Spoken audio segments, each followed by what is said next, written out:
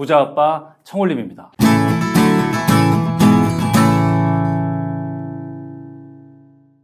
여러분 안녕하세요. 청홀림입니다. 오늘은 수능 이야기를 좀 해보려고 합니다. 이 방송 촬영이 이루어지는 오늘이 11월 18일, 그러니까 어제 11월 17일에 2023년도 수능이 어제 있었습니다. 저도 이번에 제 딸이 어제 수능을 치렀고 학부형으로서 이것저것 느낀 바가 많았습니다. 해서 여러분과 기회가 되면 이런 이야기를 좀 나눠보고 싶었어요. 꼭 수능을 보신 우리 수험생 여러분뿐만 아니라 뭐 크고 작은 인생의 대소사를 앞두고 계신 분들, 그 부모님들, 주변 분들 다 같이 좀 들어볼 만한 이야기를 하나 해보려고 합니다. 일단은 이번에 수능 치르신 전국의 50만 수험생 여러분 정말 수고 많이 하셨습니다. 당분간 한 며칠 정도는 아무것도 하지 마시고 그냥 팽팽 놓으시기 바랍니다.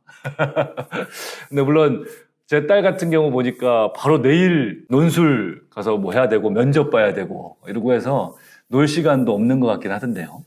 일단은 정말 수고 많으셨고, 약간 실없는 얘기 하나로 시작할게요. 아주 기적 같은 일 하나가 벌어졌어요. 이번 수능 때. 제 딸이 수능 전날, 그러니까 그저께 저하고 같이 이제 아파트 엘리베이터를 타고 내려가다가 저한테 오더니 아빠 숫자 하나만 알려주세요 그러는 거예요. 왜? 그랬더니 수학 시험을 볼 때 분명히 모르는 문제가 나올 텐데 그러면 찍겠다는 거예요. 제가 알려준 숫자를 찍겠다는 거예요. 근데 그때 마침 고개를 딱 돌려보니까 33자가 딱 보였어요. 네, 엘리베이터 층수가. 그래서 33 찍어 라고 얘기를 했죠. 그랬더니 제 딸이 알았어요. 33 찍을게요 하더니 이 녀석이 진짜로 모르는 문제가 나왔는데 뭐 문제 풀 생각도 하지도 않고 그냥 진짜로 33을 찍은 거예요. 그랬는데 너무너무 놀랍게도 정말로 그 답이 33번이었다 해서 33을 찍어서 맞췄다라는 겁니다.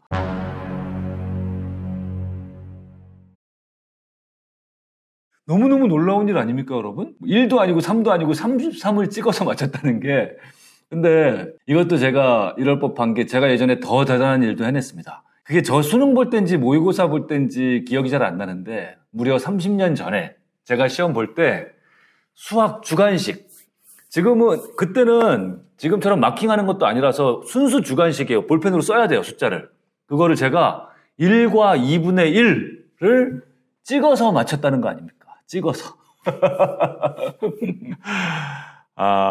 제가 어제 우리 딸하고 답안을 맞추면서 이 33을 맞은 걸 보고 우리 가족 전체가 환호를 하면서 자리를 깔아야겠다, 이제. 그런 이야기를 했습니다. 너무 신기했죠. 어떻게 33을 찍어서 맞추냐. 우리 딸이 부디 이거에 호응해서 원하는 대학에 덜컥 붙었으면 좋겠는데, 하여튼 두고 봐야죠. 자, 이제 시덥잖은 소리는 이제 여기서 멈추고 제가 우리 딸에게 꼭 하고 싶은 이야기가 있어요. 이번에 수능을 마친 딸에게, 그리고 전국의 수험생 여러분, 큰 관문을 하나를 넘으셨잖아요.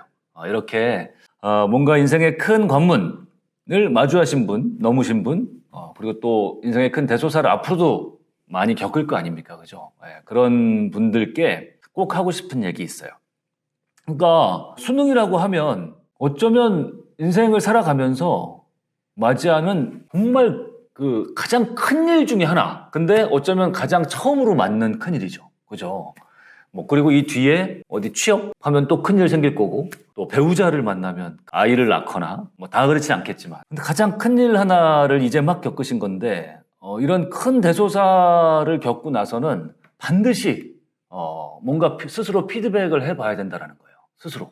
그냥, 너무 힘들었다. 나 이제 좀 놀아야지. 물론 이제 놀고 하는 것도 중요합니다만, 쉬고 하는 것도. 근데 이 큰 대소사 하나를 치른 뒤에 내가 이 과정을 어떻게 겪어왔는지, 원하는 대로 계획대로 진짜 열심히 해서 뜻한 바를 이루는 사람도 있지만 또 그 과정 중에서 뭔가 나 자신과의 싸움을 회피하고 이랬던 분들도 있고, 또 본인 스스로가 좀 못마땅하셨던 분들도 있고 아니면 본인 스스로가 자랑스러운 분들도 있고 정말 각양각색일 거예요. 근데 어떤 것도 괜찮아요. 그 어떤 것도 하나의 우리의 삶입니다. 예, 우리가 겪어내야 되는 삶이에요. 우리 겪었어. 근데 중요한 것은 잘했든 못했든 열심히 했든 게을렀든 괜찮다 이거예요.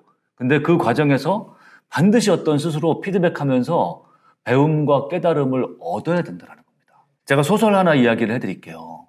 여러분 아마 대부분 읽으셨을 소설인데 갈매기의 꿈 아시죠? 몽 PD님 읽었어요? 갈매기의 꿈. 네.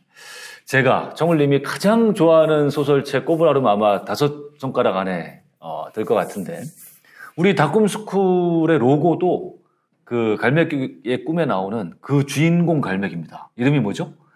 조나단 리빙스턴 시걸. 네. 저는 옛날에 갈매기의 꿈을 읽었을 때 너무너무나 충격적이었어요. 왜냐하면 그 조나단 리빙스턴이 한마디로 말하면 또라이잖아요. 또라이. 평범한 갈매기가 아니잖아요. 대다수 모든 갈매기들이 살아온 대로 살아왔죠. 살죠. 안정을 추구하면서 먹이를 얻기 위해서 하늘을 날고 또 먹이를 구하기 위해서 바닷가에서 사람들이 먹다 남은 흘린 그런 음식들을 먹으면서 생명을 이렇게 이어나가는 게 이 갈매기들의 유일한 삶의 이유였죠. 그런데 거기에 이 조나단 리빙스턴이라는 또라이 갈매기가 나타나서 의문을 제기하죠. 우리는 이것보다 훨씬 더 멋지고 큰 그런 삶의 목적이 있다. 우리는 단지 그냥 먹이를 구하기 위해서 우리가 나는 것이 아니다. 우리는 하늘을 나는 것 그 자체가 꿈일 수 있고 우리는 보다 어떤 원대한 꿈을 꿀 수 있다. 하면서 조나단이 제시한 그 꿈은 이 하늘을 보다 멋지게, 보다 빨리, 보다 높이, 보다 멀리 우리가 할 수 있는 가장 끝까지 하늘을 나는 거였죠. 그리고 이 조나단은 그것을 해내기 위해서 안정적이고 평화로운 그런 하루하루의 일상을 포기하고 동료들이 다들 편안하게 바닷가에서 먹이를 먹고 있을 때 엄청난 자기 수련을 하기 시작하죠. 하늘을 정말 무서운 속도로 하늘을 날고 바람에 날개가 찢겨나가고 그런 고통을 다 감수하면서 그리고 무엇보다 이 동료들의 따돌림, 동료들의 수군거림, 비아냥 이것들을 또 다 감내하면서 본인이 원하는 것을 해내는데 그 희생을 마다하지 않습니다. 그리고 결국은 본인이 원하는 것을 기어이 해내고 말죠. 너무너무나 멋진 그 자기 수련의 과정이 그 소설책 안에 잘 담겨 있습니다. 갈매기의 꿈 하면 가장 떠오르는 문장이 뭐냐라고 하면 아마 다들 이 문장을 떠올릴 거예요. 가장 높이 나는 새가 가장 멀리 본다. 이게 갈매기의 꿈에 나오는 가장 그 유명한 대사죠. 그런데 저는 그것도 멋지지만 제가 뽑은 가장 기억에 남는 구절은 이 구절이에요. 하늘을 나는 법을 배웠고 그 대가로 치른 희생은 아쉽지 않았다. 이게 저희 다꿈스쿨의 모토이기도 합니다. 저쪽 저희 강의장 벽면에 붙어 있죠. 저기 하늘을 나는 법을 배웠고 그 대가로 치른 희생은 아쉽지 않았다. 너무 멋지지 않습니까? 저는 이 갈매기의 꿈을 이제 예로 해서 이번에 이제 큰 수능이라는 인생의 큰 관문을 넘으신 우리 수험생 여러분, 또 수험생뿐만 아니라 인생의 큰 대소사를 앞두신 분들께 이 갈매기의 꿈에 나오는 그 두 가지 어떤 교훈, 깨달음을 여러분과 좀 나누고 싶어요. 한 가지는 뭐냐면 이 갈매기 조나단처럼 평범하게 안정적으로 살다 갈 수도 있지만 그런 삶보다는 보다 인생 한번 살면서 멋지고 원대한 내가 원하는 꿈 하나, 그런 꿈 하나 갖고 살자라는 겁니다. 네. 그런 삶이 진짜 멋있는 삶이다. 두 번째는 내가 원하는 꿈을 이루기 위해서는 반드시 그에 합당한 대가를 치러야 된다라는 겁니다. 아마 이번 수능을 치르시면서 아마 수능을 치르신 모든 분들이 이미 이것을 다 깨달으셨을 거예요. 내가 좋은 대학을 가기 위해서는, 좋은 점수를 받기 위해서는, 그러기 위해서는 그만한 대가를 치렀어야 한다는 거. 아마 이제 며칠 있으면 결과가 나오고 점수가 나오고 또 뭐 대학의 합격, 등락도 다 결정이 되겠지만 이제 원하는 곳에 가신 분들은 당연히 그만한 대가를 치른 사람들이에요. 그 과정상에서. 그 대가를 치르는 걸 마다하지 않은 거지. 근데 이제 원하는 결과를 얻지 못하신 분들이나 아니면 그 원하는 것조차도 굉장히 낮으셨던 분들이나 이런 분들은 어쩌면 너무나 당연한 결과를 얻으신 거예요. 뭐냐면 그 과정상에서 그 대가를 치르려고 하지 않았다는 거죠. 그러니 저는 여러분이 또 제 딸이 다른 무엇보다도 그거 하나만큼은 이 가슴속에 명확히 가져갔으면 좋겠는 거예요. 이 세상은요, 원하는 것을 꿈꾸는 사람과 꿈꾸지 않는 사람들로 나뉘어지고요. 그리고 또 원하는 것을 꿈꾸는 사람들 중에서도 그 원하는 것을 꿈꾸기 위해서, 이루기 위해서 마땅한 대가를 치르려는 사람하고 또 마땅한 대가를 치르지 않는 사람하고 이렇게 나뉘어요. 그리고 이 세상은 이 마땅히 대가를 치를 각오가 돼 있는 사람들에게 활짝 열려 있는 곳이다. 그런 사람들이 이 세상의 주인이 되는 곳이다. 라는 것을 잊지 마셨으면 좋겠습니다.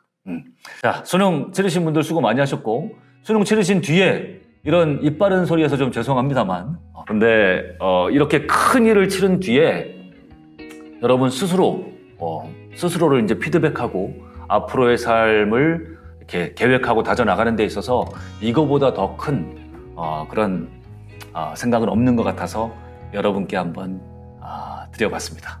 수능 치르신 수험생 여러분 너무 수고 많이 하셨습니다. 수고하셨습니다. 감사합니다.